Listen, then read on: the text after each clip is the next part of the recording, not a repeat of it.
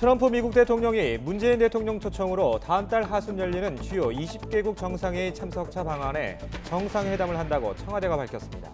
워싱턴 정상회담 이후 약 2달 만에 개최되는 이번 정상회담에서 두 정상은 긴밀한 공조를 바탕으로 한반도의 완전한 비핵화를 통한 평화체제 구축 등을 논의할 예정입니다.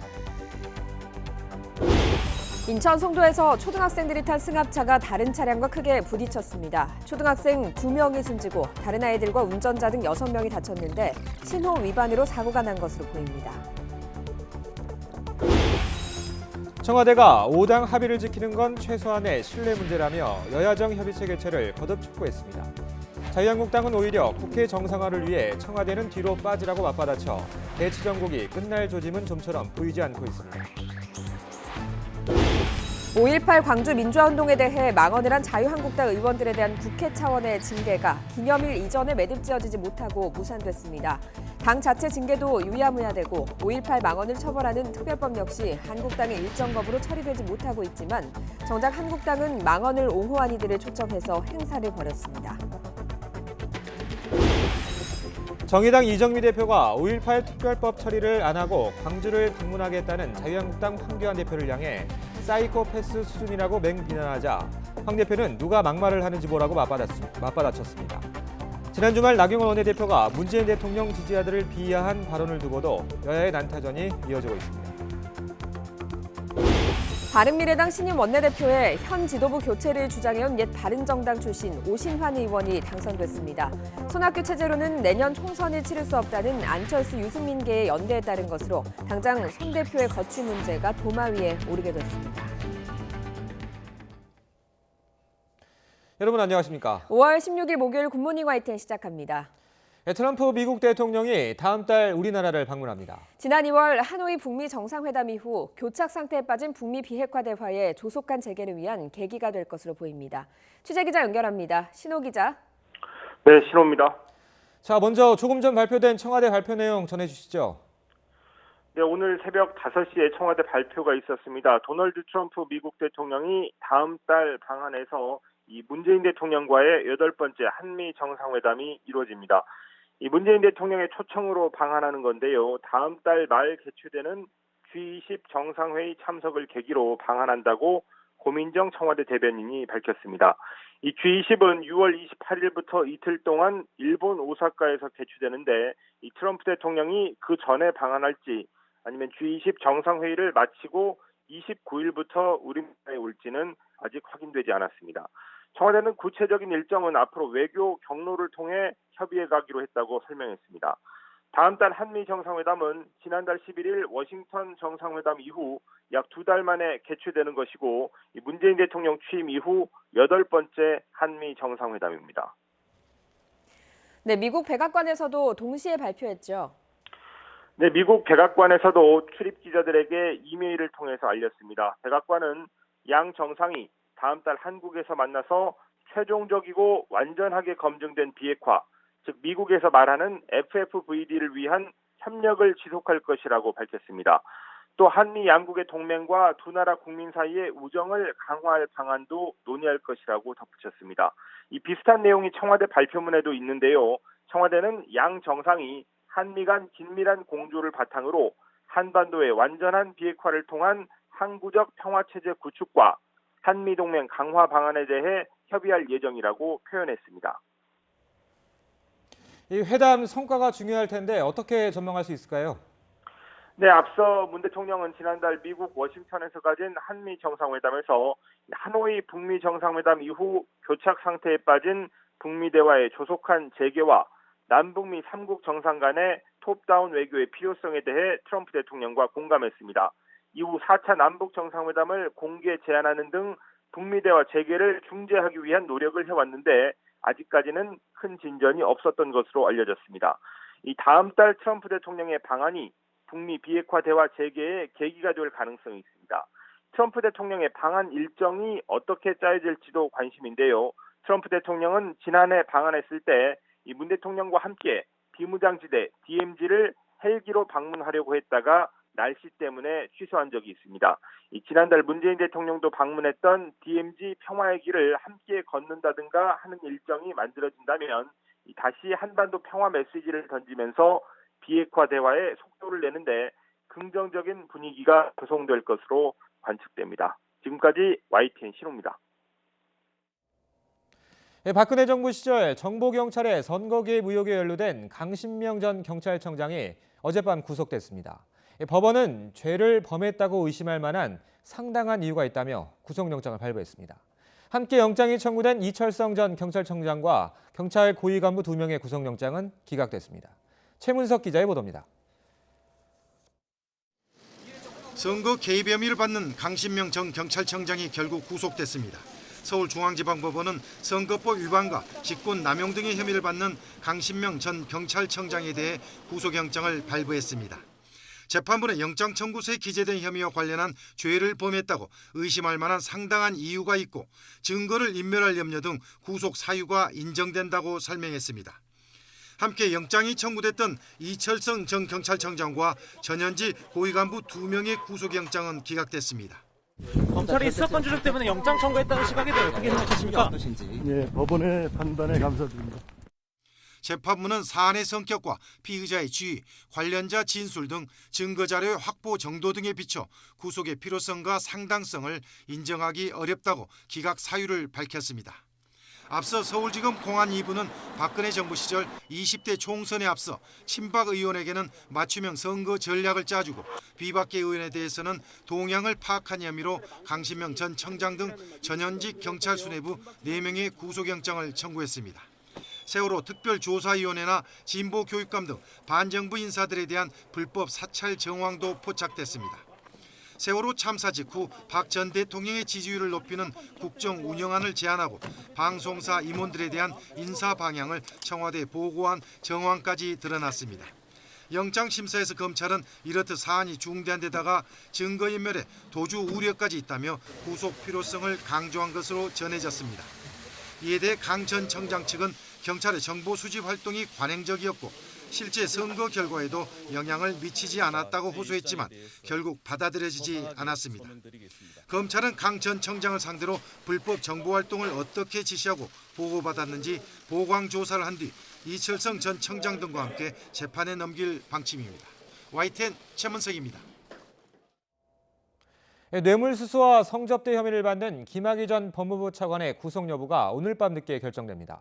서울중앙지방법원은 오늘 오전 10시 반 김 전 차관의 구속 전 피의자 신문을 열어 구속수사 필요성이 있는지 심리합니다. 검찰은 지난 13일 특정범죄 가중처벌법상 뇌물 혐의를 적용해 김 전 차관의 구속영장을 청구했습니다. 2013년 3월 이른바 별장 성접대 사건 이후 검찰이 김 전 차관의 신병 확보에 나선 것 이번이 처음입니다. 친형을 강제 입원시킨 혐의 등으로 재판에 넘겨진 이재명 경기지사, 오늘 운명의 날입니다. 1심 법원에 선고가 내려지는데요. 검찰이 구형한 대로 지사직을 잃을 수 있는 형이 선고될지 관심입니다. 나혜인 기자의 보도입니다. 직권남용과 공직선거법 위반 등의 혐의로 지난해 12월 재판에 넘겨진 이재명 경기지사. 5개월간의 치열한 법정 공방 끝에 오늘 1심 선고를 받게 됩니다. 그동안 20차례 넘게 공판이 열렸는데 이 지사는 마지막 순간까지 혐의를 부인했습니다. 강제 진단은 정당했다고 생각하시는 건지? 정당한 게 아니라 지방자치단체의 의무입니다.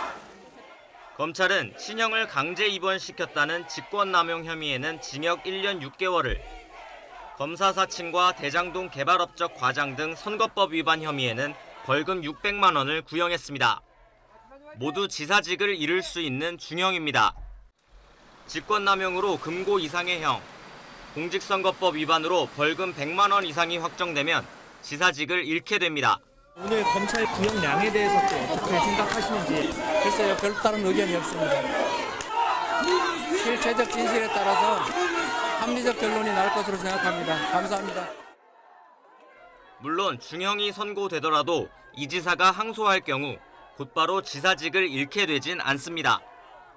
하지만 1심 선고 형량만으로도 이 지사의 정치 행보나 도정 운영은 적지 않은 영향을 받을 것으로 보입니다. 공직선거법상 선거 사건은 기소 이후 1년 안에 최종 판결이 나와야 하는 만큼 이 지사의 운명은 늦어도 올해 안에 판가름 날 것으로 예상됩니다.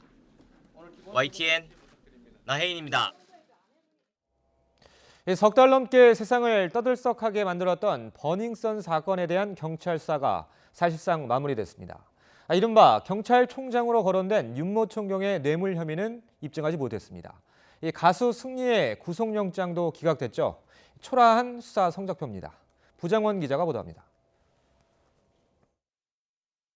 오늘 조사하면 어떻게 받으셨어요?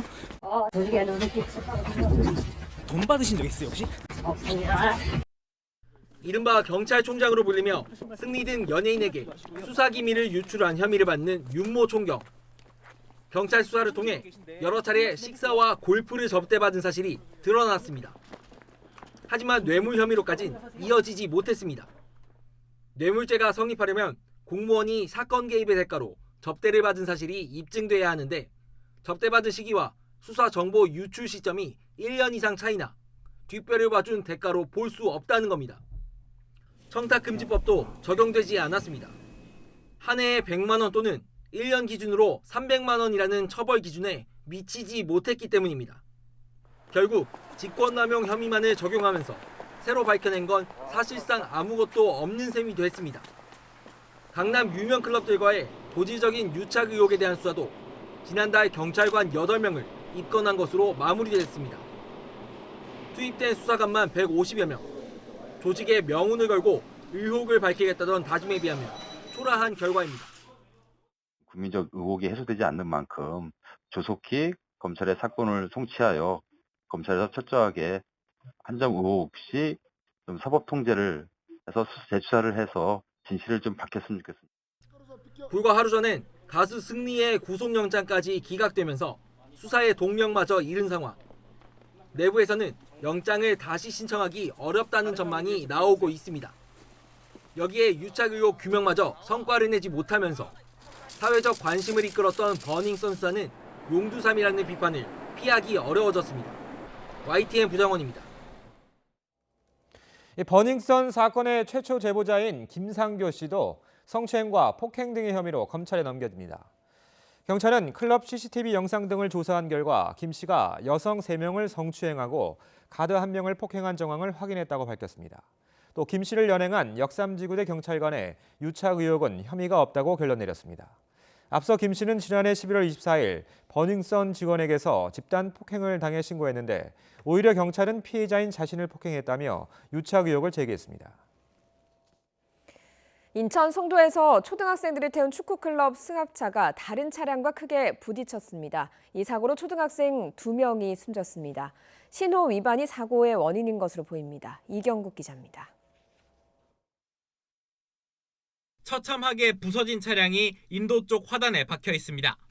소방대원들이 차량 주변을 분주히 움직입니다. 저녁 8시쯤 인천 송도동에 있는 사거리에서 달리던 스타렉스와 카니발 차량이 부딪힌 겁니다. 최초 현장 도착했던 그 출동자는 현장 도착했고 다수의 사상자가 있는 것으로 확인되고 현장 처치 중이라는 내용이. 당시 스타렉스 차량에는 축구 연습을 마치고 귀가하던 초등학생 5명이 타고 있었습니다. 이 가운데 초등학교 1학년 정모근 등 어린이 2명이 사고로 숨졌습니다. 또 다른 어린이들과 카니발 차량 운전자 등 6명이 다쳐 병원에서 치료를 받았습니다. 서로 다른 방향에서 달려오던 승합차 2대가 부딪혀 사고가 났는데 사고 이후 스타렉스 차량이 부근 건널목으로 돌진해 20대 행인도 다친 것으로 확인됐습니다. 아이들이 탄 스타렉스 운전자 22살 김모 씨는 사거리에 진입할 때 황색 신호를 봤다고 경찰에 진술했습니다. 이에 따라 경찰은 김 씨가 신호를 위반해 사고가 났을 가능성이 큰 것으로 보고 있습니다. 신호 위반 안 하면 사고 날 상황이 아니니까 사거리니까. 경찰은 김 씨를 교통사고 처리법상 치사 혐의 등으로 입건해 조사하고 있습니다. 또 현장에서 확보한 블랙박스를 복구해 정확한 사고 경위를 파악할 방침입니다. YTN 이경국입니다.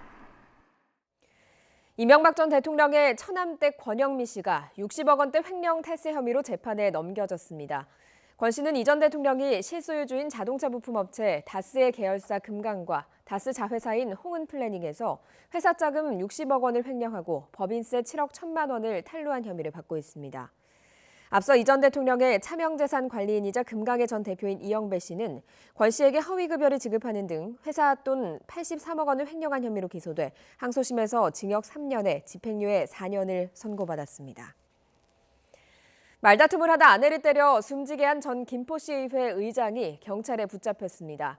경기 김포경찰서는 폭행치사 혐의로 전 김포시의회 의장 55살 A씨를 붙잡아 조사하고 있습니다. A씨는 어제 오후 5시쯤 경기 김포시 양촌읍에 있는 자택에서 아내 53살 B씨를 때려 숨지게 한 혐의를 받고 있습니다. A씨는 아내와 술을 마시던 중 말다툼을 했고 우발적으로 아내를 때렸다며 평소 성격 차이 등 쌓인 것들이 있었다고 진술했습니다.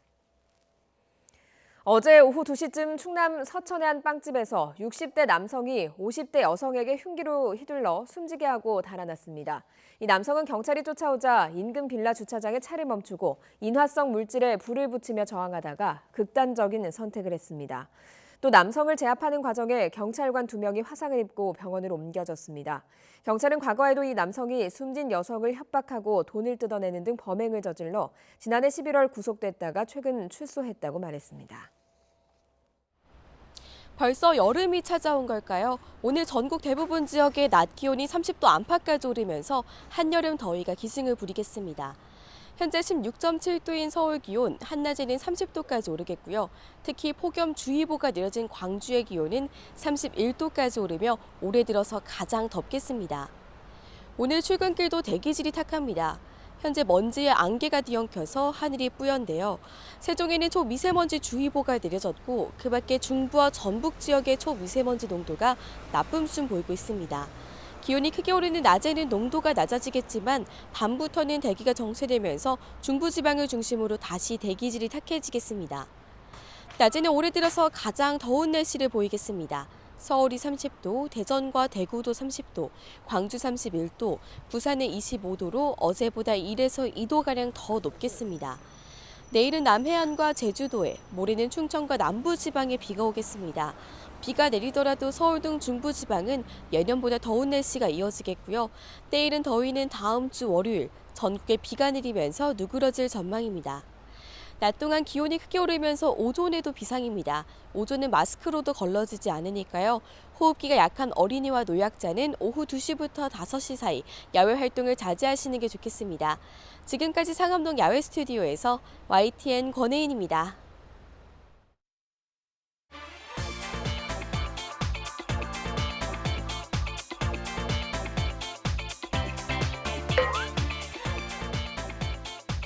오늘 결정에 있어서 손 대표님도 매우 무겁게 받아들이시리라고 생각합니다.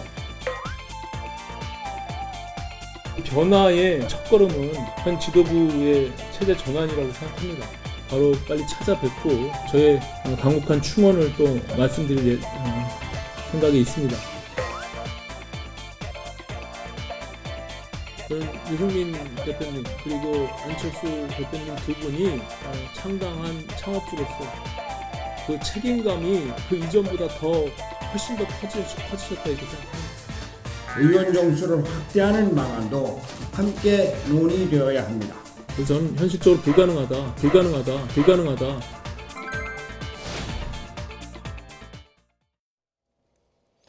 네, 보신 대로 바른미래당의 새로운 원내대표에 현 지도부의 교체를 주장해온 바른정당 출신 오신환 의원이 당선됐습니다.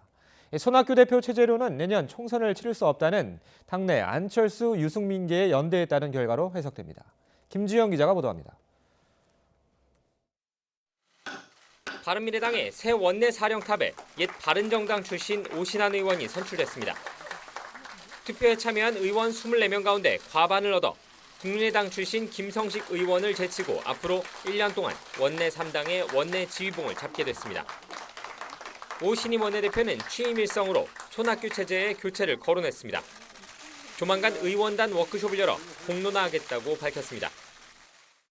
지금 지도체제의 전환만이 새로운 변화의 첫걸음이다 이렇게 생각합니다. 그렇기 때문에 저는 이제 손학규 당대표님의 결단이 필요한 시기가 아닌가 이렇게 생각합니다.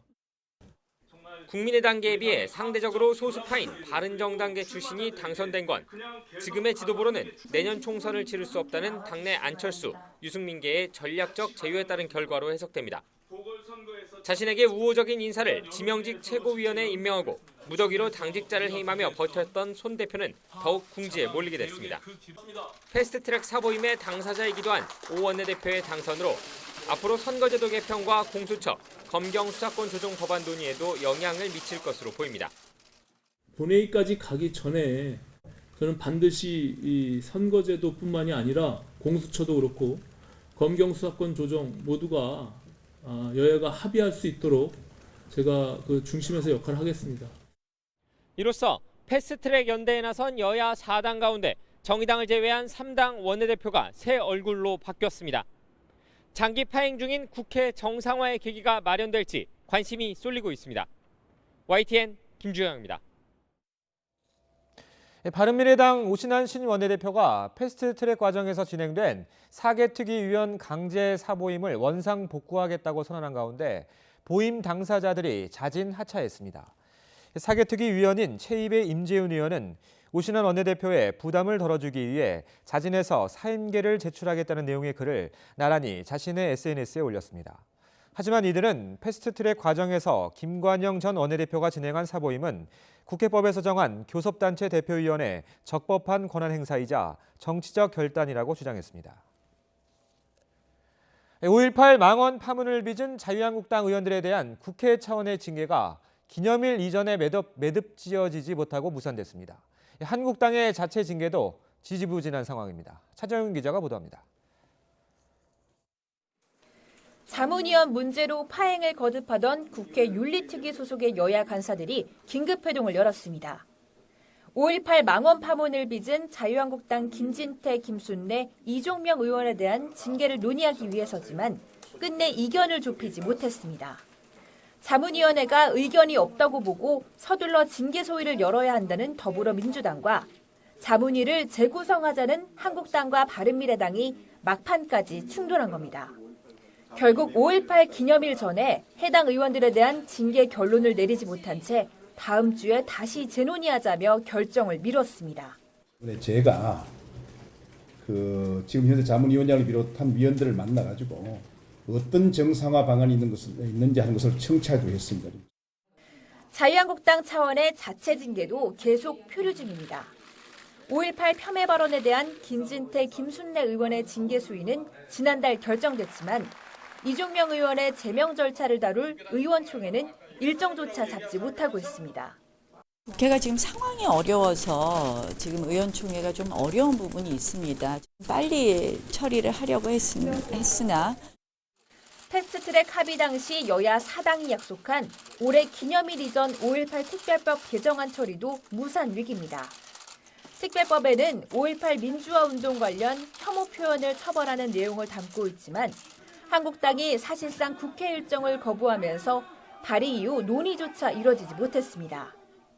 우리가 광주를 찾기 전에 그동안 있었던 광주 민주화 운동의 진상을 둘러싼 불미스러웠던 이야기들 이런 것들은 말끔히 청산하고 갔으면 좋겠습니다.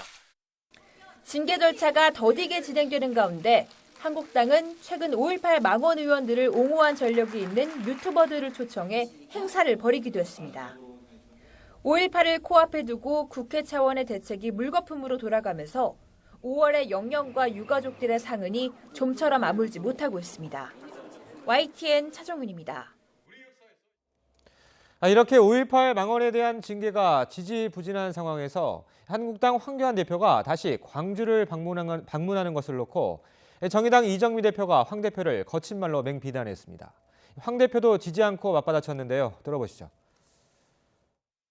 이 5.18 특별법이 빨리 국회를 통과를 해야 되는데 전혀 국회에서 이걸 다루지 않고 황교안 대표가 다시 광주를 내려가겠다고 발표한 거는 이건 뭐 거의 저는 사이코패스 수준이라고 봅니다. 그러니까 이게 의학적 용어예요. 의학적 용어. 그러니까 뭐냐면 타인의 고통에 무감한 상태를 그렇게 일컫는 거거든요. 어떤 징계도 하지 않고 또 사과도 하지 않고 그리고 나서 광주에 내려가겠다. 제가 어저께도 말씀드렸지만 결국은 가서 이렇게 물병 맞으러 가는 겁니다. 저는 저의 길을 가겠습니다. 예. 대통령께서도 막말하지 말라고 그러셨다면서요. 그러니까 그런 입장이 맞겠고 저는 하여튼 앞으로 뚜벅뚜벅 가겠다는 말씀 드렸고 어제도 대통령께서 그런 말씀 하셨는데 그동안 막말한 게 누구냐 그런 말씀을 어제 드렸어요. 지금 우리더러 막말하지 말라라고 말씀할 입장인가? 저도 민주당에게 참 많은 막말을 들었습니다. 그런데 왜 막말하냐 이런 말 거의 하지 않은 것 같아요. 청와대는 여야정 협의체 개최를 거듭 촉구하면서 5당 합의 사항을 지키는 건 최소한의 신뢰 문제라고 지적했습니다. 자유한국당은 국회 정상화를 위해선 청와대는 뒤로 빠지라고 맞받아 대치 정국이 끝날 조짐은 좀처럼 보이지 않고 있습니다. 김도원 기자가 취재했습니다. 협치를 위해 여야정이 정기적으로 모여 국정 현안을 논의하는 건 문재인 대통령이 대선 후보 때부터 했던 구상입니다.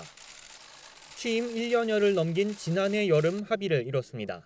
여야정 상설 국정협의체 이거 좀 분명하게 좀 합의를 해서 분기에 적어도 한 번씩은 개최를 한다든지. 여야정 상설 협의체에 대해서 이 자리에 오기 전에 많은 고민을 했습니다만 저는 기꺼이 수용하겠습니다. 합의대로라면 이미 지난 2월 열렸어야 하는 만큼 청와대는 야당에 약속을 지키라며 협의체 개최를 거듭 촉구했습니다. 청와대 핵심 관계자는 약속이 쉽게 깨진다면 앞으로도 무슨 약속을 할 수 있겠느냐며 협의체 개최는 최소한의 신뢰에 관한 문제라고 강조했습니다. 자유한국당은 청와대가 나설수록 정국이 더 꼬인다며 차라리 가만히 있으라고 받아쳤습니다. 5당 협의체라는 이름으로 범여권 협의체 고집하고 이런 이야기 하시지 말고 차라리 청와대는 뒤로 빠지시는 게 나을 것 같습니다. 대치 정국이 길어지는 가운데 접점은 좀처럼 보이지 않습니다. 자유한국당은 패스트트랙을 기획한 게 청와대라며 안건 철회와 사과를 요구하고 있지만 청와대는 여야 4당 합의를 왜 청와대에 따지냐는 반응입니다. 청와대 일각에선 의제 확대도 수용했고 당대표 단독 회동 가능성도 열어뒀는데 더 양보한다고 효과가 있겠냐는 불신도 엿보입니다. 반면 야당 입장에선 소득주도 성장 수정 등 국정기조를 바꾸라는 요구가 받아들여질 가능성이 없는 상황에서 사진 찍기용 회동은 필요 없다는 계산입니다. 국회 마비가 계속되면 경제 활성화와 민생 입법은 차질을 빚을 수밖에 없습니다. 결국 여론이 어느 쪽에 책임을 묻는지에 따라 청와대와 여야의 대처도 달라지게 될 것으로 보입니다. YTN 김도원입니다. 미중 무역 전쟁이 양보 없는 기싸움으로 번지는 모습입니다. 그런데 미국 재무장관이 미중 무역 협상이 조만간 중국 베이징에서 재개될 것 같다고 했습니다. 미국 언론들은 트럼프 대통령의 양보는 없을 것이라고 전했습니다. 김영수 기자입니다. 스티븐 무누신 미 재무장관이 상원에 출석해 중국과 협상을 위해 앞으로 어느 시점에 베이징을 방문할 것 같다고 밝혔습니다. 구체적으로 시기는 밝히지 않았지만 가까운 시일 내 협상 재개를 시사한 것으로 보입니다.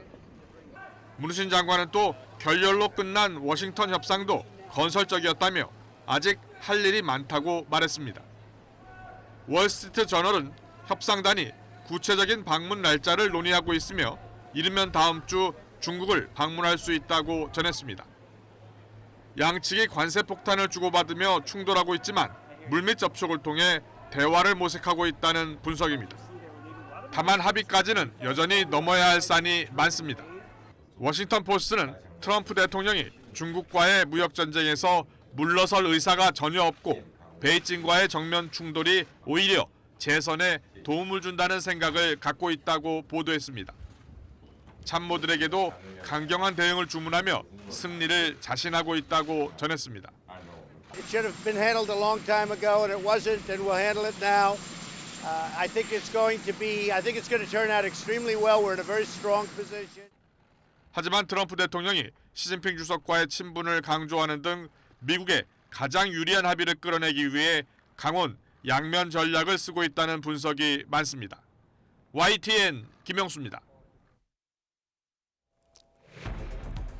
박근혜 정부 시절 정보경찰이 국가정보원 댓글 조작 사건에 대해서도 청와대 대응 방안을 마련해준 정황이 드러났습니다. 대통령 선거 개입 수사 도중 외압 의혹을 폭로한 윤석열 특별수사팀장 파동엔 침묵하되 이석기 사건을 앞세워 여론전을 펼치라고 꼼꼼하게 훈수를 뒀습니다. 공무원 시험 준비생이 대거 실업자로 편입되면서 지난달 실업률이 19년 만에 최고로 치솟았습니다. 경제 허린 30, 40대 고용 부진도 여전합니다. 금융위원회가 이건희 삼성전자 회장의 차명 계좌와 관련해 삼성증권과 한국투자증권 등 4개 증권사에 과징금 12억 3,700만 원을 부과했습니다. 2008년 삼성 비자금 의혹 사건 당시 발견되지 않은 차명 계좌 420여 개 가운데 과징금 대상이 되는 9개 계좌인데 이 회장에게는 차명 계좌 실명 전환을 요구했습니다. 외환은행 지분 매각 과정에서 미국계 사모펀드 론스타가 하나금융지주를 상대로 낸 손해배상 청구 소송에서 하나금융이 완승했습니다. 이제 관심은 론스타가 우리 정부에 제기한 5조 3천억 원 규모의 소송에 쏠리고 있는데 전망은 엇갈리고 있습니다. 청와대와 함께 미국 백악관도 트럼프 대통령의 다음 달 방한 계획을 공식 확인했습니다. 백악관은 성명에서 트럼프 대통령이 다음 달 말 일본에서 열리는 G20 정상회의 참석을 계기로 한국을 방문해 문재인 대통령과 회담할 예정이라고 밝혔습니다. 이어 트럼프 대통령과 문 대통령이 최종적이고 완전하게 검증된 북한 비핵화, FFVD를 달성하기 위한 노력에 대해 긴밀한 조율을 이어갈 것이라고 전했습니다. 한미 정상은 이와 함께 한미 동맹과 양국 국민의 우호 관계를 강화하기 위한 방안도 논의할 것이라고 덧붙였습니다. 박근혜 정부 당시 경찰의 불법 사찰과 정치 개입에 관여한 혐의를 받는 강신명 전 경찰청장이 구속됐습니다. 다만 같은 혐의로 구속영장이 청구된 이철성 전 경찰청장과 전현직 경찰관 2명에 대해서는 영장이 기각됐습니다. 강 전 청장 등은 지난 2016년 20대 총선 당시 경찰 조직을 이용해 친박 맞춤형 정보를 수집하고 세월호 참사 특별조사위원회나 진보교육감 등 정부 비판적인 인물들을 좌파로 규정해 불법 사찰한 혐의를 받고 있습니다. 이런 가운데 박근혜 정부 시절 정보경찰이 국정원 댓글 조작 사건에 대해서도 청와대 대응 방안을 마련해준 정황이 드러났습니다. 수사 외압 의혹을 제기한 윤석열 특별수사팀장 파동엔 침묵하고 이석기 사건을 앞세워 여론전을 펼치라고 꼼꼼하게 훈수를 뒀습니다. 신지원 기자의 단독 보도입니다. 지난 2013년 10월 국정원 댓글 사건 특별수사팀을 이끌었던 윤석열 당시 여주지청장은 윗선의 외압을 폭로했습니다. 이 수사를 지휘하고 책임을 져야 되실 분이 이런 식으로 하시는 그 이유가 저는 뭔지 모르겠습니다. 이거는 그야말로 법원에 제기된 공소를 취소시키기 위한 어떤 하나의 과정이 아닌가. 수사 책임자의 발언에 당시 검찰뿐 아니라 청와대도 신경을 곤두세웠습니다. 정치적 중립을 지켜야 할 국정원 직원들이 대통령 선거에 동원된 것으로 밝혀지면 박근혜 정부의 존립 자체가 위태해지기 때문입니다. 국정원의 대선 개입 파문이 확산되자 이번에도 정보경찰이 움직였습니다. 좌파 세력 대응 방안이라는 문건을 만들어 청와대의 대처 요령을 조목조목 조언한 겁니다. 먼저 윤석열 수사팀장의 폭로로 불거진 대선 개입 수사 외압 의혹에 대해서는 침묵하고 민생 행보에만 집중하라고 권했습니다. 이어 이른바 건전 언론의 도움을 받아 통합진보당 이석기 사건을 내세워 종북 좌파의 실상을 국민에게 낱낱이 알려야 한다고 제안했습니다.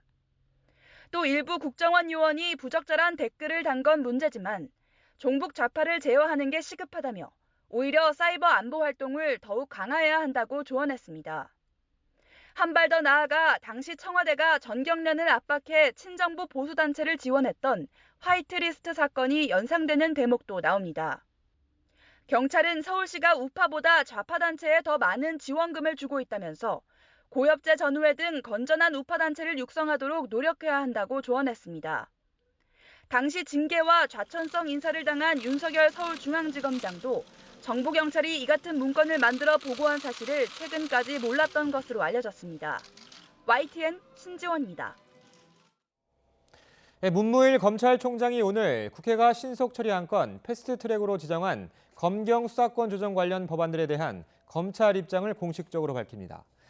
대검찰청은 오늘 오전 9시 반 대검 15층 회의실에서 문 총장이 주재하는 기자간담회를 열 예정이라고 밝혔습니다. 문 총장은 기자간담회에서 수사권 조정안의 핵심 사항인 검찰의 수사지휘권 폐지와 경찰의 1차 수사 종결권 부여 등에 대한 의견을 밝힐 것으로 보입니다. 뇌물수수와 성접대 혐의를 받는 김학의 전 법무부 차관의 구속 여부가 오늘 밤 늦게 결정됩니다. 김 전 차관은 6년에 걸쳐 3차례나 검찰 수사를 받은 끝에 결국 구속 갈림길에 섰고 재수사에 나선 검찰의 수사 성패도 사실상 김 전 차관의 구속 여부에 달려 있습니다. 정유신 기자의 보도입니다. 김학의 전 차관은 지난 2013년 3월 13일 법무부 차관에 내정됩니다. 인사위원회에 준한 심의 절차를 거쳐 오늘 발표하게 되었습니다. 법무부 차관 김학의. 원주 별장에서 찍힌 성관계 동영상이 언론에 보도됩니다. 경찰이 수사에 나서자 김 전 차관은 임명 엿새 만에 자진 사퇴했습니다. 이듬해까지 2차례 특수강간 피의자로 수사를 받았지만 모두 무혐의 처분받았습니다. 그대로 묻히는 듯했던 사건은 문재인 정부 들어 과거 검찰의 부실 수사 의혹들을 파헤치면서 다시 전면으로 떠올랐습니다. 그 진실을 밝히고 스스로의 치부를 드러내고 신뢰받는 사정기관으로 거듭나는 일은 검찰과 경찰의 현 지도부가 조직의 명운을 걸고 책임져야 할 일이라는 점을 명심해 주기 바랍니다. 김 전 차관이 몰래 출국을 시도하다가 들킨 것도 재수사를 요구하는 여론에 불을 지폈습니다. 결국 대규모 검찰 수사단이 출범했습니다. 공소시효 논란도 있는데 그 부분에 대해서는 법리 검토를 좀 해야 될 부분인데요. 법리적으로 어려운 부분을 알고 있습니다. 저희들이 충분히 검토하겠습니다. 단서는 윤중천 씨가 수천만 원을 건넨 의혹이 있다는 게 전부였습니다.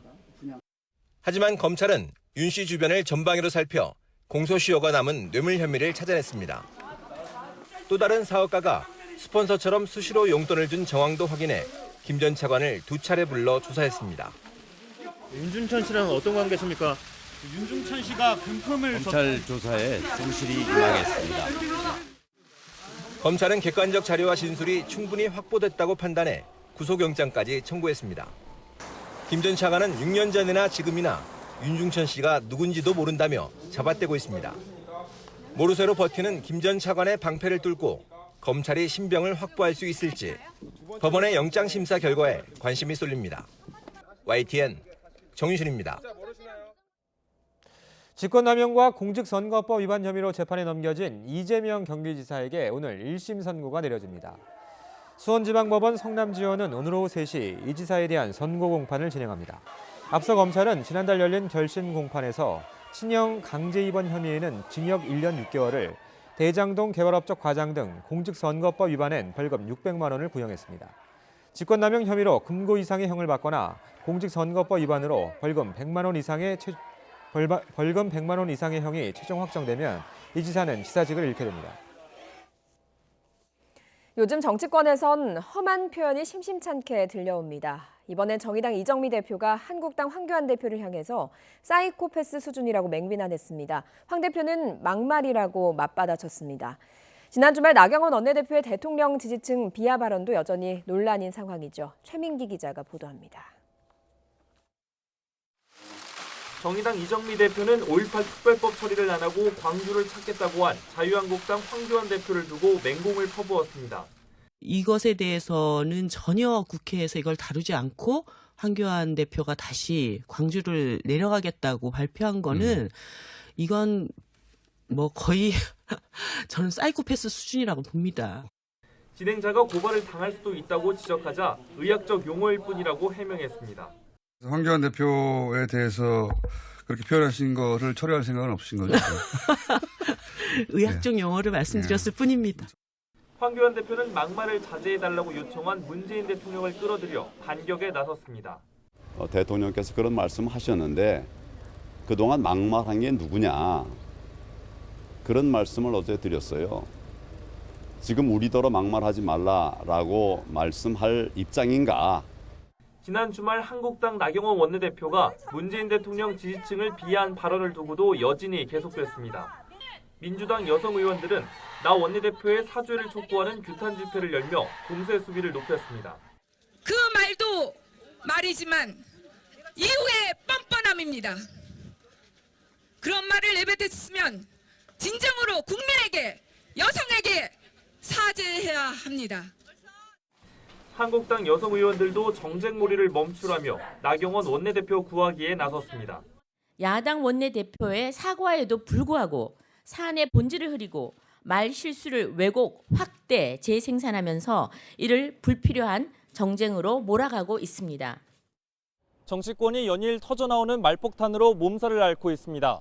패스트트랙 처리 과정에서 거친 몸싸움으로 눈살을 찌푸린 데 이어 이제는 날선 발언으로 국회 스스로 신뢰를 깎아내리고 있다는 비판이 나옵니다. YTN 최민기입니다. 자문위원회 구성 문제로 파행을 거듭하던 국회 윤리특위가 정상화 방안을 내리지 못해서 5.18 기념식 이전에 5.18 망언 의원에 대한 국회 차원의 징계가 결국 무산됐습니다. 국회 윤리특별위원회는 어제 저녁 국회에서 여야 간사 간 회동을 열고 한국당 김진태, 김순례, 이종명 의원의 5.18 모독 발언에 대한 징계 절차를 논의했지만 결론을 내리지 못했습니다. 윤리위원장인 자유한국당 박명재 의원은 간사 회동이 끝난 뒤 기자들과 만나서 5.18 기념일을 앞두고 징계가 빨리 진행됐으면 좋았을 텐데 그렇게 되지 못해서 안타깝고 죄송하다고 말했습니다. 바른미래당 오신환 신임 원내대표가 취임 일성에서 당 변화의 첫걸음은 현 지도부 체제의 전환이라고 강조했습니다.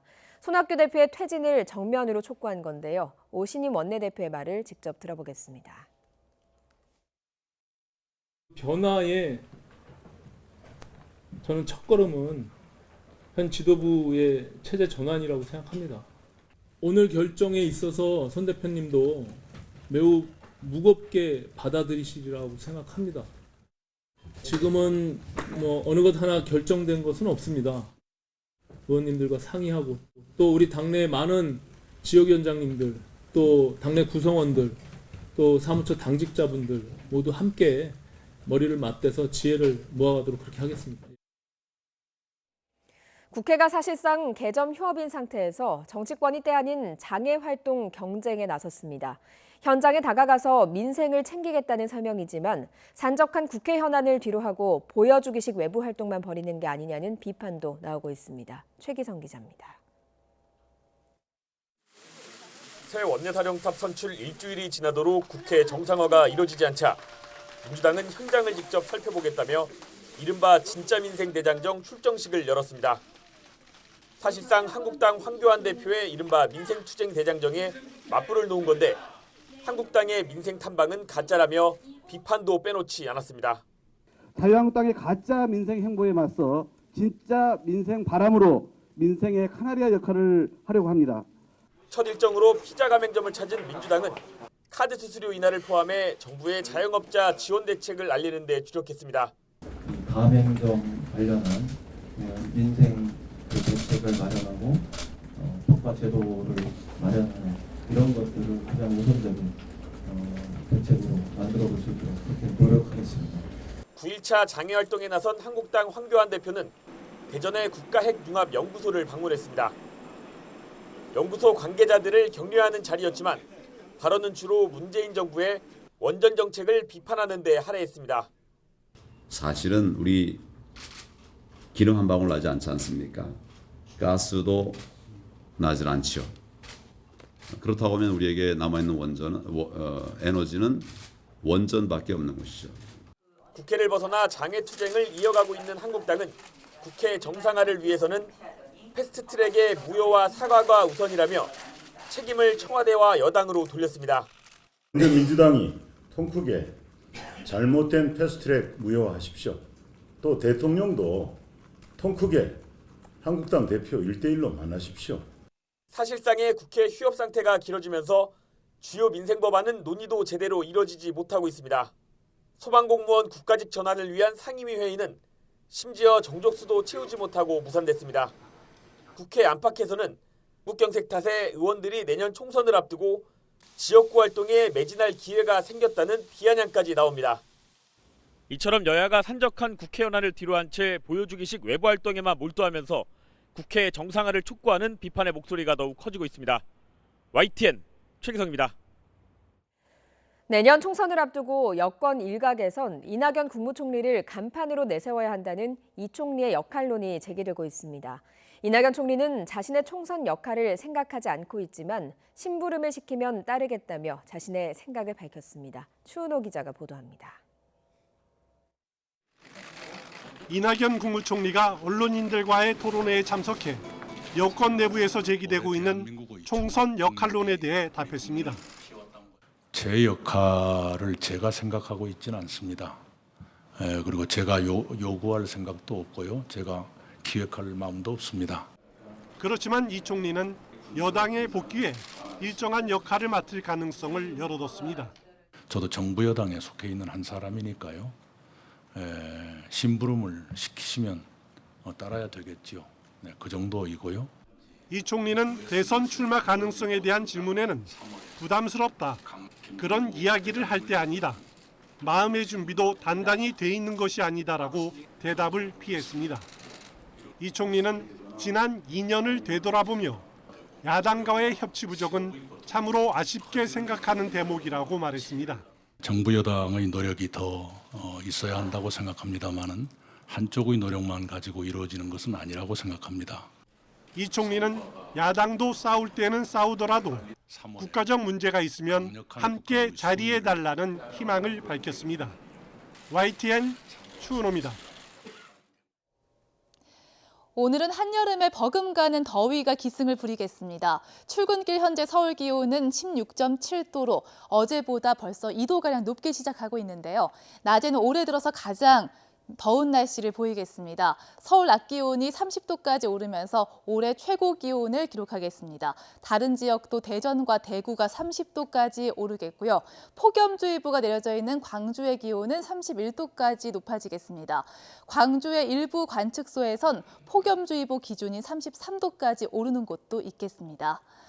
낮 동안 기온이 높아지면서 오존 농도도 전국에서 높게 치솟겠습니다.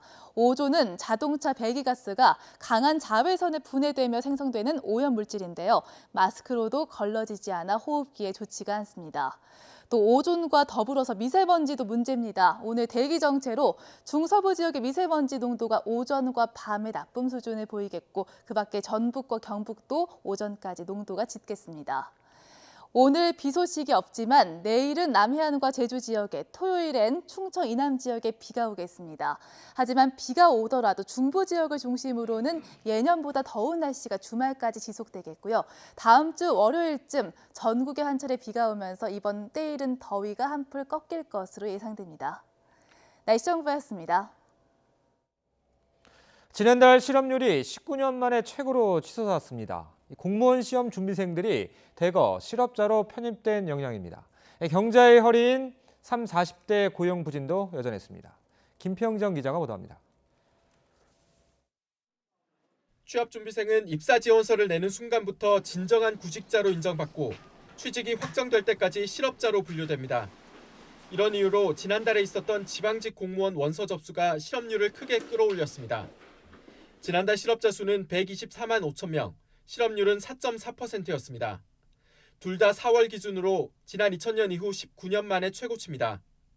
전체 실업자가 증가하거나 실업률이 상승하는 주 원인은 청년층이 상당 부분을 차지하고 있기 때문에 금월의 경우에도 실업률이 상승한 주된 원인은 지방직 공무원 시험의 접수일자 조정에 따른 두 달 연속 20만 명대를 넘었던 취업자 증가폭은 17만 명대를 기록했습니다.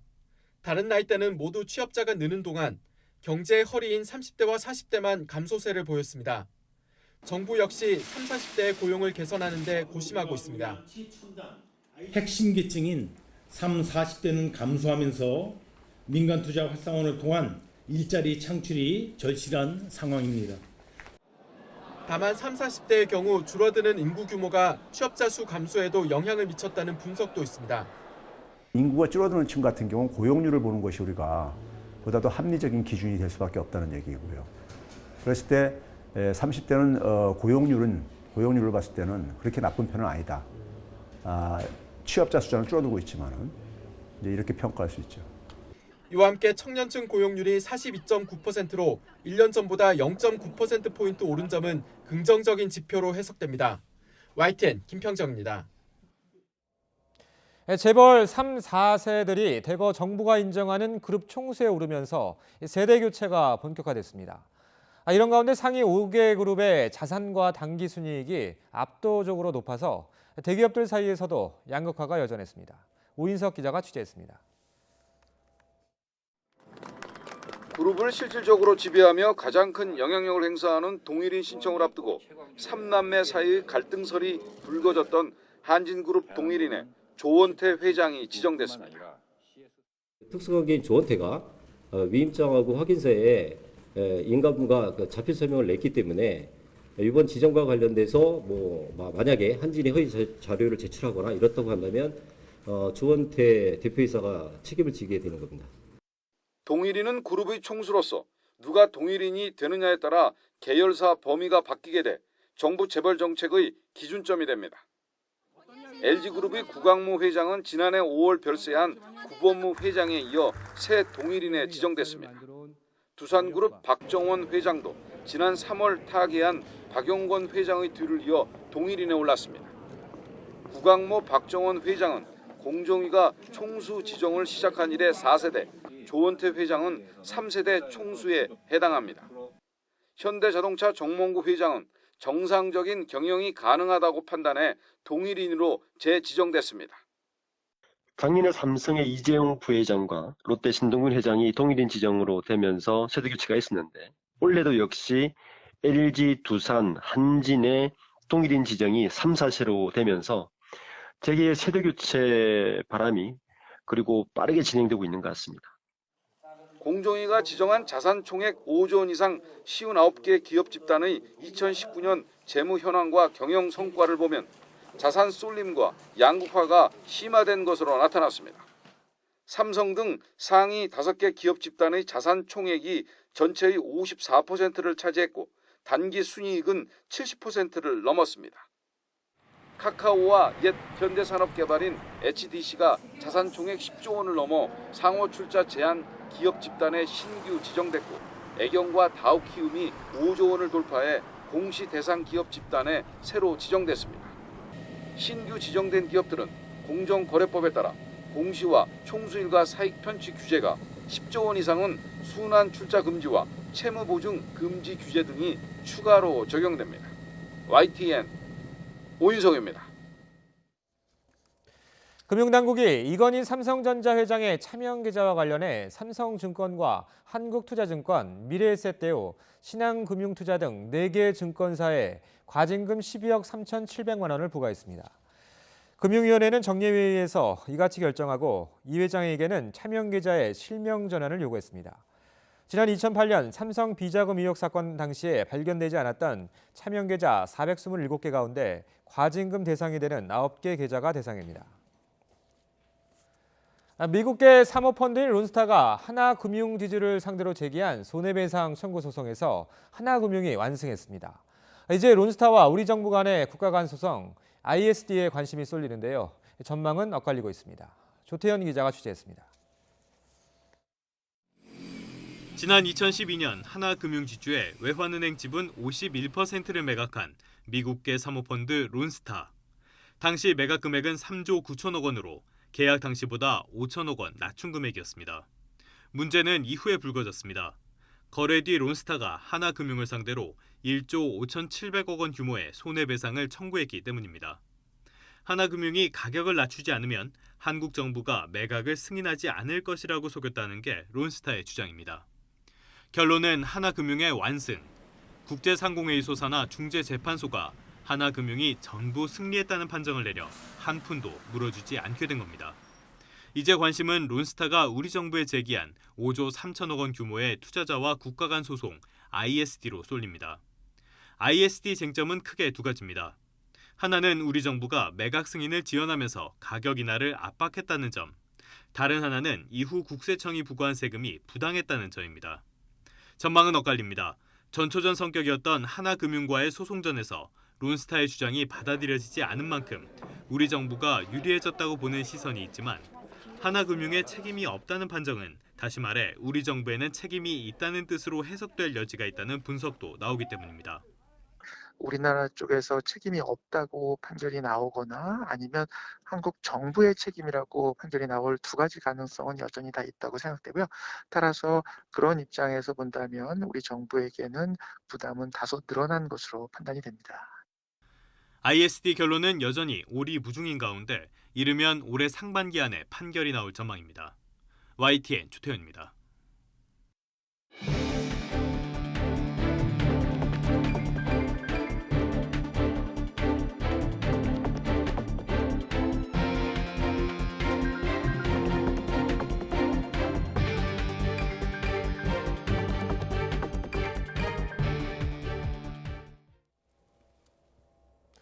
오늘은 내륙 곳곳 기온이 30도 안팎까지 오르면서 올해 들어 가장 덥겠습니다. 기상청은 맑은 날씨에 햇볕이 강해서 낮 동안 기온이 크게 오르겠다고 밝혔습니다. 폭염주의보가 내려진 광주광역시의 기온이 32도까지 오르고 대전과 대구 31도, 서울 30도 등 전국이 올해 들어 가장 덥겠습니다. 이번 더위는 일요일까지 이어진 뒤 다음 주 월요일 전국에 비가 내리면서 잠시 주춤할 것으로 보입니다. 트럼프 미국 대통령이 다음 달 우리나라를 방문해 문재인 대통령과 8번째 한미 정상회담을 갖습니다. 고민정 청와대 대변인은 오늘 새벽 5시 서면 브리핑을 통해서 도널드 트럼프 미국 대통령이 문재인 대통령의 초청으로 다음 달 방한한다고 발표했습니다. 고 대변인은 트럼프 대통령이 다음 달 말 일본 오사카에서 열리는 G20 정상회의 참석을 계기로 방한하고 구체적인 일정은 앞으로 외교 경로를 통해서 협의해 나가기로 했다고 설명했습니다. 다음 달 열린 한미 정상회담은 지난달 11일 워싱턴 정상회담 이후 약 2달 만에 개최되는 것이고 문재인 대통령의 취임 이후 8번째 한미 정상회담입니다. 북한이 지난 9일 미사일 발사를 끝으로 더 이상의 발사체를 쏘아 올리진 않았지만 비난 수위는 여전합니다. 한미 군 당국은 북한군의 동향을 예의주시하고 있습니다. 다른 한편으론 정부가 대북 식량 지원을 적극적으로 검토하면서 향후 북한의 대응이 주목됩니다. 보도에 김세호 기자입니다. 지난 9일 북한의 단거리 미사일 발사 이후 한미 군 당국은 감시 태세를 늦추지 않고 있습니다. 서울과 경기도 등 수도권 일대의 정찰기를 잇따라 띄우며 대북 정보 수집을 강화한 겁니다. 이달 들어 5일 간격으로 발사체를 쏘아 올린 것과는 달리 아직 이상 징후는 나타나지 않은 것으로 알려졌습니다. 군 당국은 그러나 한미 연합훈련과 미국의 선박 억류에 대한 북한의 비난이 고조된 만큼 혹시 모를 위협에 대비한 상태입니다. 북한이 쏜 발사체에 대한 분석도 아직 진행 중입니다. 과거 북한의 탄도미사일 데이터와는 달라 분석에 시간이 걸리지만 요격 회피 기동을 하는 이스칸다르 계열 미사일로 최종 판명된다 해도 방어에 전혀 문제가 없다는 입장입니다. 우리 군이 10여 년 전부터 미사일 방어 체계를 구축해 왔습니다. 그리고 페이트리엇 체계를 중심으로 종말 단계의 다층 방어 체계를 구축해서 북한의 단거리 미사일 위협에 대응하고 또 미사일 방어 능력 지속 보강해 나갈 것입니다. 이런 가운데 정부 차원의 식량 지원 방안이 본격화되고 있습니다.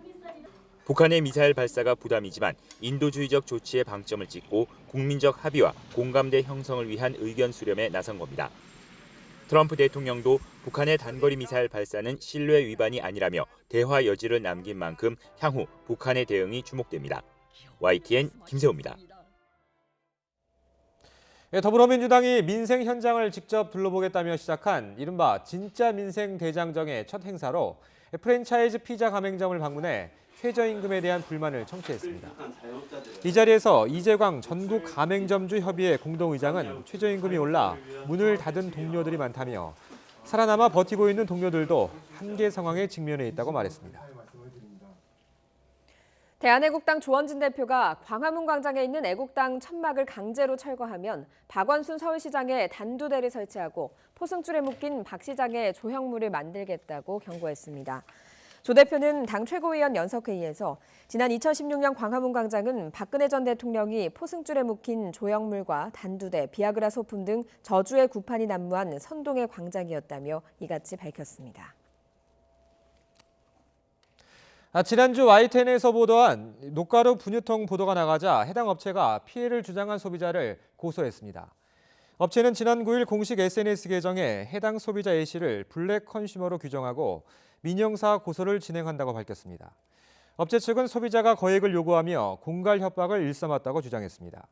이런 가운데 법적 대응을 예고한 당일 A씨 가족이 업체 측에 보상을 원한다고 말하는 녹취 파일이 인터넷에 퍼졌는데 확인 결과 업체의 직원이 편집해 유포한 것으로 드러났습니다. 1억 원 넘는 뇌물을 받은 혐의로 구속영장이 청구된 김학의 전 법무부 차관의 구속 여부가 오늘 밤늦게 결정됩니다. 서울중앙지방법원은 오늘 오전 10시 반 신종렬 영장전담 부장판사 심리로 김 전 차관의 구속영장 심사를 진행합니다. 김 전 차관은 건설업자 윤중천 씨가 자신과 성관계를 맺은 여성에게 받을 돈 1억 원을 포기하도록 요구하고 그림과 현금 등 3천만 원 상당의 금품을 받은 혐의 등을 받고 있습니다. 제주 2공항 추진과 관련해 도민 공개 토론회가 처음으로 열렸습니다. 은폐 의혹이 제기된 보고서 문제를 놓고 반대 측과 국토부의 공방이 이어졌습니다. 고재영 기자가 취재했습니다. 처음 열린 제2공항 토론회에서는 그동안 은폐 의혹이 제기됐다가 최근 공개된 ADPI 보고서가 뜨거운 감자였습니다. 제주공항 교차 활주로 이용만으로 오는 2035년까지 예상 수요 4,500만 명을 수용할 수 있다는 내용 때문입니다. ADPI는 보고서에서 거의 사용하지 않는 남북 활주로를 연장하지 않고 유도로 신설 등 개선 작업을 하고 동서 활주로와 함께 사용하면 가능하다고 제시했습니다. 제2공항 반대 측은 국토부가 이런 내용을 숨기기 위해 의도적으로 보고서를 폐기한 것 아니냐는 의혹을 제기했습니다. ADPI의 보고서 자체도 있는지 여부도 몰랐습니다. 그러나 이제 용역에 대한 것을 의구심을 추적하는 과정에서 발견됐고 그러다 보니까 지금 의구심이 더 커지는 것 같습니다. 이에 대해 국토부 측은 ADPI 보고서가 최종 보고서도 아니고 제시한 방안도 전문가 검토를 통해 예측 수요를 감당할 수 없다고 판단했다고 밝혔습니다. ADPI는 여러 가지 아이디어 차원에서 대안을 제시했던 것이고 이것의 현실 가능성과 이것의 리스크 분석과 그런 것들을 이제 저희 전문가와 자문 의견 등을 통해서 결정을 했던 것이고요. 제2공항 건설 전제 조건인 항공 수요 예측에서도 양측은 팽팽히 맞섰습니다. 반대 측은 수요 예측에 오차가 있을 수 있는데 국토부는 수요를 지나치게 과장했다고 주장했고 국토부 측은 오차가 있을 수 있지만 모니터링과 재산출 과정 등을 통해 단계별로 수요를 예측한다고 밝혔습니다. 토론회에 참석한 주민들도 그동안 궁금했던 사안에 대해 적극적으로 질문했습니다. 9가지 권고안을 충족한다면 ADPI의 3안을 활용하여 이제 시간당 60회 운항이 가능하고 제2공항을 지을 필요가 없어지잖아요. 최근 자료에 의해서 토론에 나서야 되고 또한 검증된 자료를 가져서 얘기를 해주셔야 도민의 갈등이 없다고 생각됩니다. 토론회를 주최한 검토위원회는 앞으로 방송 토론을 포함한 2차례 도민 토론회를 열 계획인데 제주 제2공항을 둘러싼 의혹이 해소될지 관심이 쏠리고 있습니다. YTN 고재영입니다. 페이스북과 구글, 트위터 등 글로벌 인터넷 기업들이 온라인상의 증오 표현과 폭력을 선동하는 콘텐츠를 강력히 규제하기로 했습니다. 박상남 기자의 보도입니다. 에마뉘엘 마크롱 프랑스 대통령이 엘리제궁에 잇따라 도착하는 주요국 지도자들을 맞이하고 있습니다. 마크롱 대통령과 아던 뉴질랜드 총리가 공동으로 주최한 국제회의 참석자들입니다. 회의에는 주요국 정상급 지도자 외에 페이스북과 구글 등 80개 이상의 글로벌 인터넷 기업 고위 관계자들이 대거 참석했습니다. 이 회의는 지난 3월 뉴질랜드 크라이스트처치에서 발생한 끔찍한 총격 테러 사건 이후 온라인상의 증오 표현 규제 방안을 국제적으로 논의하기 위해 마련됐습니다. 당시 범인은 페이스북을 통해 자신의 범행을 생중계해 전 세계를 경악해 했습니다. 참석자들은 성명을 통해 온라인상의 극단주의적이고 폭력적인 콘텐츠의 등장을 차단하기 위한 노력에 힘을 모으기로 했습니다. The elimination of terrorist content online is an issue that affects governments around the whole world. What this summit has done has brought together governments and tech companies. 특히 인터넷 기업들은 폭력 사상이나 증오 표현의 확산을 차단할 알고리즘과 규제를 마련하고 공동 데이터베이스를 구축해 활용하기로 했습니다. We think that these are principles that everyone, including Google, can get behind, and we can come together with governments to make sure that we can reduce harmful content online. 온라인 기업들은 특히 라이브 스트리밍 서비스를 통한 테러나 폭력적 콘텐츠 확산을 차단하는 즉각적이고 효과적인 조처들을 약속했습니다. YTN 박상남입니다.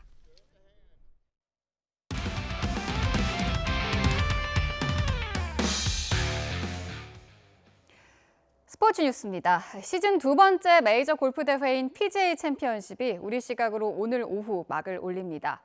황제의 위용을 되찾은 타이거 우즈의 메이저 2연승 그리고 통산 최다승 도전에 관심이 쏠립니다. 서봉국 기자입니다. 곳곳에 걸려있는 타이거 우즈의 사진, 그리고 연습 라운드인데도 몰려드는 구름 관중이 황제의 인기를 실감하게 합니다. 올 시즌 두 번째 메이저 대회이자 올해로 101회째를 맞은 PGA 챔피언십이 열리는 뉴욕. 우즈에 대한 언론과 팬들의 뜨거운 관심으로 수시로 소나기가 흩뿌리는 쌀쌀한 날씨마저 잊을 정도입니다. 지난달 마스터스 우승으로 11년 만에 메이저 정상에 오른 우즈의 목표는 단연 메이저 2연승과 하나 차로 근접한 통산 최다 82승. 우즈는 경기장 부근에 정박한 240억 원짜리 개인 요트에서 머물며 일찌감치 휴식과 체력 훈련을 해온 것으로 알려졌습니다. I'm excited to get out there on the golf course. We came up here last week, took a look at it in detail, and spent a lot of time on it.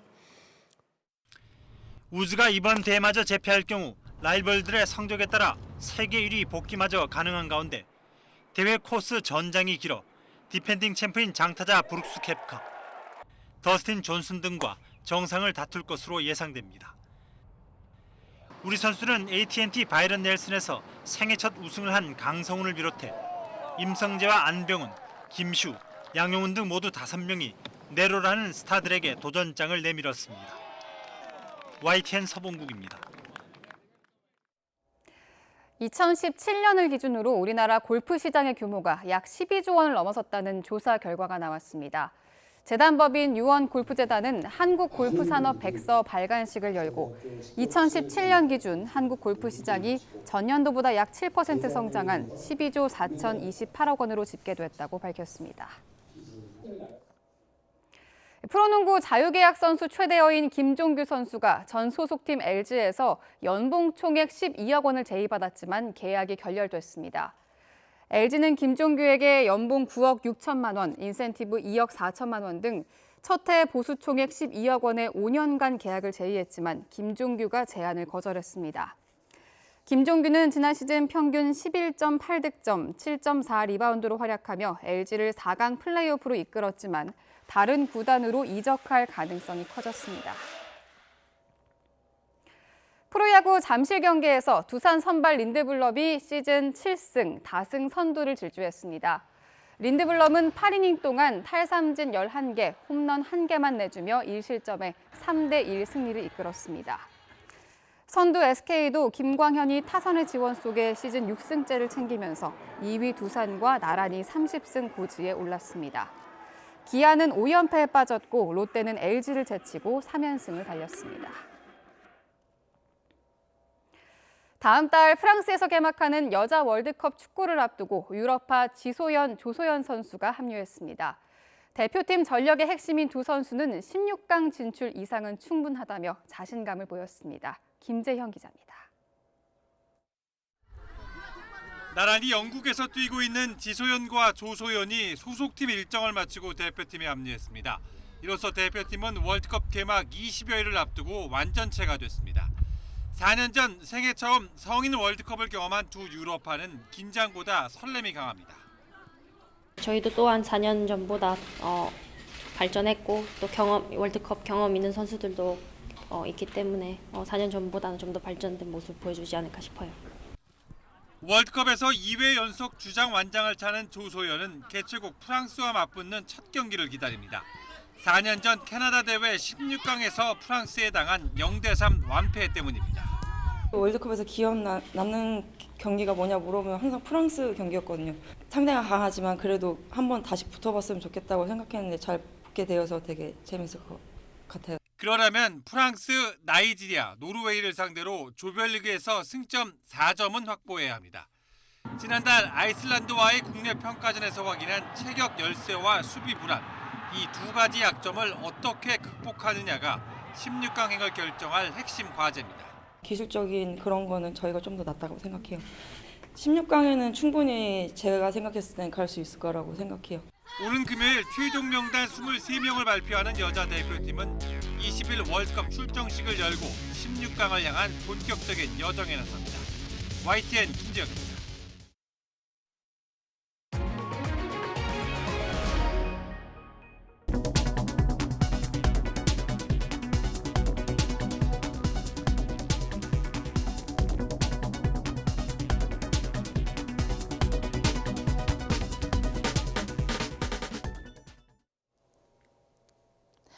오늘은 때이른 더위의 기세가 절정에 달하겠습니다. 어제보다 더 덥겠는데요. 서울 낮 기온이 오늘은 30도까지 높아지면서 올해 최고 기온을 기록하겠습니다. 폭염주의보가 내려진 광주의 공식 기온은 31도까지 오르겠고요. 광주의 일부 관측소에선 폭염주의보 기준인 33도까지 기온이 오르는 곳도 있겠습니다. 더위와 더불어서 미세먼지도 문제입니다. 대기가 정체되면서 미세먼지가 축적돼 오늘 중서부 지역의 미세먼지 농도는 오전과 밤에 나쁨 수준을 보이겠습니다. 오늘 맑은 날씨에 강한 볕도 내리쬐면서 오후에는 전국의 오존 농도도 크게 치솟겠습니다. 중부 지역은 건조주의보 속에 메마른 날씨도 지속되겠습니다.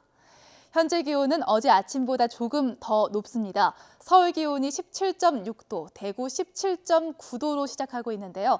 낮 기온은 대부분 지역이 30도 안팎까지 오르겠습니다. 서울 낮 기온이 30도를 비롯해서 춘천과 청주, 대전 30도, 대구도 30도, 광주 31도까지 오르겠습니다.